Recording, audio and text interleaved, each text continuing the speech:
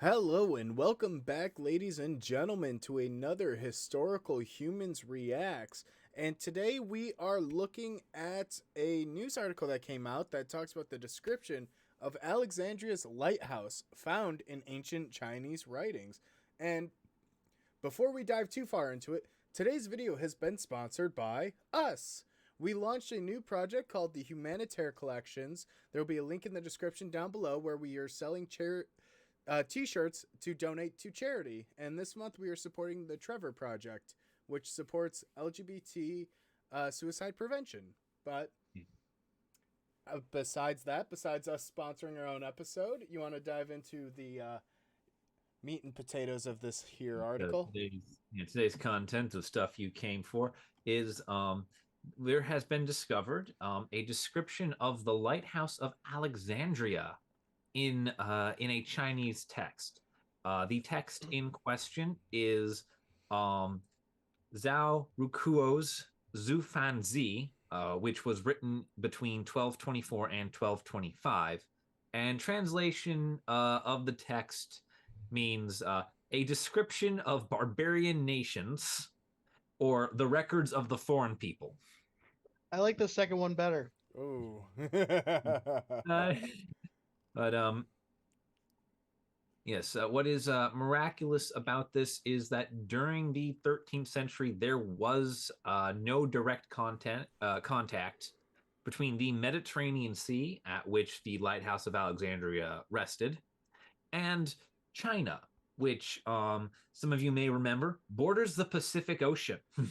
Yeah, it's not very close. Granted, there were extensive trade networks that went from along the Silk Road, and there was some seafaring trade, but this is still a monumental amount of distance to cover.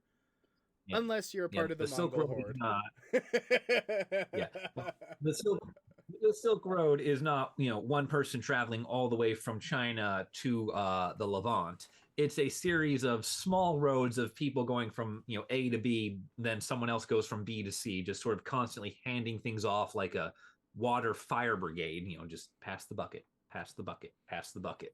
Yeah, you get some silk that kind of like ends up in the middle of Persia, and then somebody's also like, you know what, I'm gonna go trade this silk over in Acre. And then somebody in Acre is like, you know what? I bet I could sell this silk in Rome. And then that's from Rome up to Europe, the rest of Yeah. Europe.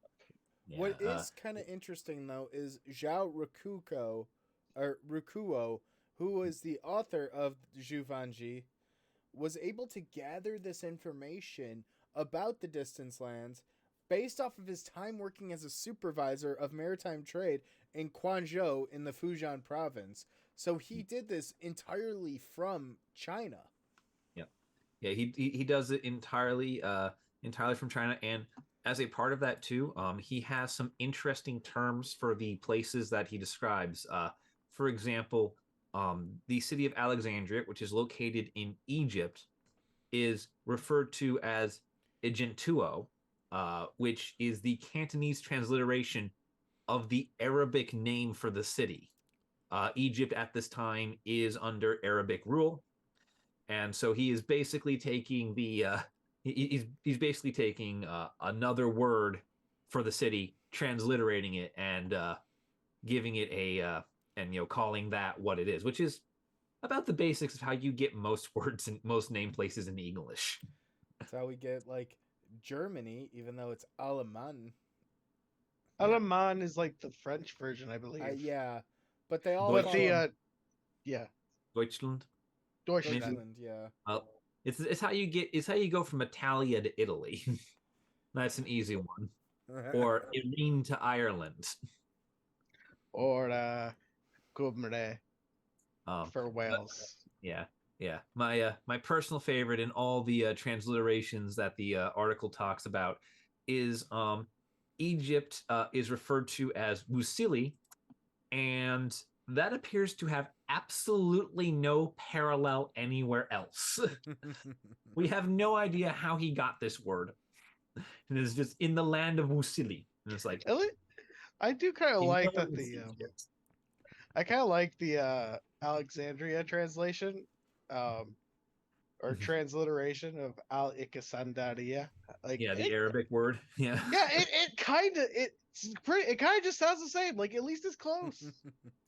I Close like enough. Yeah, that. it's keeping true to the original. Well, you I know, the love that. original when until Alexander probably renamed the spot after himself. Well, We there is don't. no Alexandria until Alexander comes and founds it. Egypt doesn't have Mediterranean coastal cities because Egypt is focused on the Nile, I not the figured there. Mediterranean. Well, it's But not my Alexander fault they're is. stuck on denial. I mean, I at least figured there was at least some sort of settlement, you know, that because like that's what happened with Byzantium to become They had Constantinople. small seafaring Yeah, towns that were fishing yeah, ports, but yeah, no large metropolitan Yeah. area, especially yeah. because the delta of the Nile flooded frequently, and it was brutal floods. Not to mention, Egypt is primarily concerned with maintaining control of and gathering wealth from the Nile, which means that they're more interested in building down towards Nubia and Ethiopia than they are towards interacting with whatever's on the other side of the Mediterranean Sea. Well, you know, Right. the focus on the Nile has not changed in the last 5,000 years. And it probably never will. It's a pretty good system they got going on down there. If But it ain't anyways, broke, the author described the Lighthouse of Alexandria as a giant tower by the sea. They have a legend that in ancient times, an extraordinary man named Kujeni built a tower by the sea, the text reads. At its base, he had 2 vaults dug and reinforced strongly with bricks. One of these vaults was used to store grain, the other, weapons. Yep. Kujeni is believed to refer to Alexander the Great, which is a hilarious bit of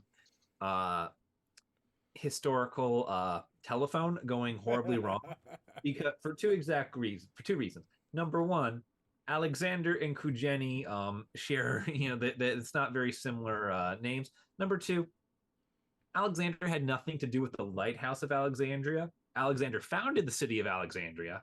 However, it is Ptolemy the First that builds the lighthouse. Alexander just gets stuff attributed to him. It's not fair.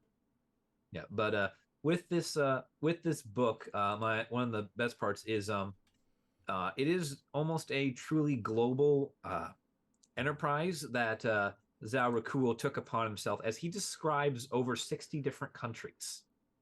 Really? Wow. Yeah, there's descriptions of 60 foreign nations in his book, which is impressive. Most histories at this time and before it, and even for a while after, concern themselves really with the history of a country and maybe its neighbors. This is one of the few attempts we have of writing a history of the world.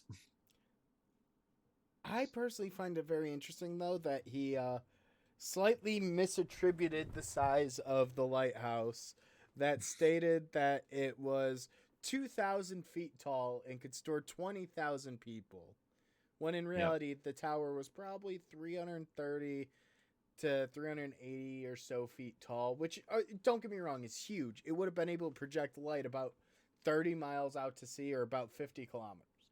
Yep. So it was a massive thing. However, we are dealing with a monument that hasn't existed for some time, being told to a people who did not build the monument, to someone who has never seen anything like it. Yeah, it's a fun little game. Historical telephone. Telephone. it's our favorite game. What is that? Yeah, this is called "What Did We Get Wrong Today?"